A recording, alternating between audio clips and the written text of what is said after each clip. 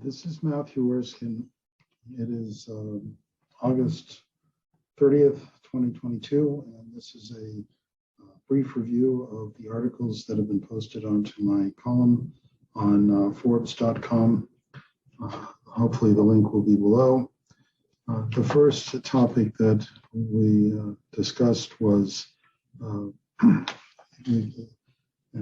I'm extremely pleased with the alliteration on this title. It's the cryptic crypto question on the current 1041 or 1040 tax return.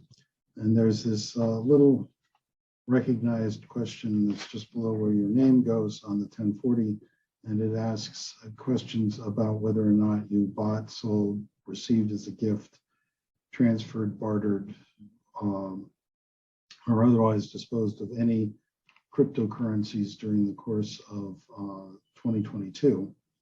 And one of the big questions is going to be, and why it's cryptic, is it says any gift, which would imply that you would have to report a gift no matter how trivial, even though there is no requirement for you to report any gift for a transfer that is less than $16,000 in 2022 per person. So it's going to be entertaining to see how that gets resolved. I'll say that this is a draft, however, and the IRS may change what that question is. The second thing that we spoke of was estate planning for individuals with personality disorders.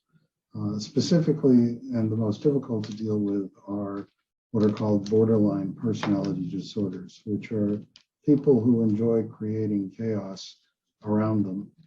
And these are particularly true with people who have any addictive personality.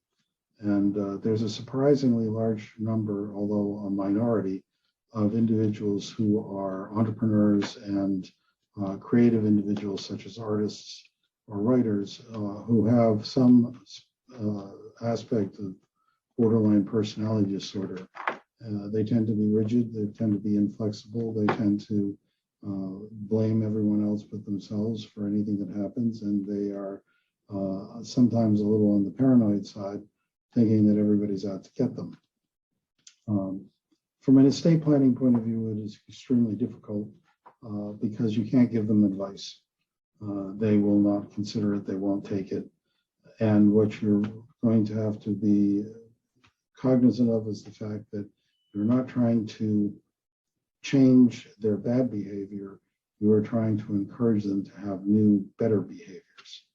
The third article we wrote this month was exiting the United States for U.S. Citizens and longtime residents.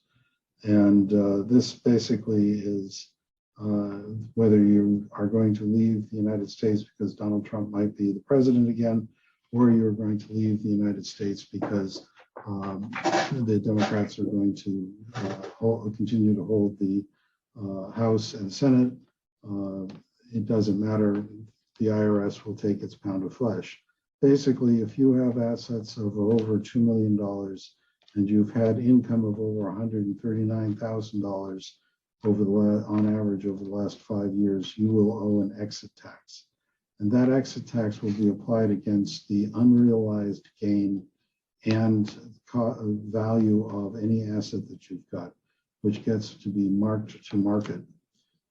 It is a somewhat complicated process, and I would urge people to take a look at the checklist that I have on the article. The final is a article on what is a trust. And the trusts are sometimes called the genius of the common law. They are incredibly flexible, but at their core is the fact that you are transferring to one person the legal title to property and transferring to another person, or keeping it for yourself, the beneficial interest of a trust. And from there are almost infinite permutations.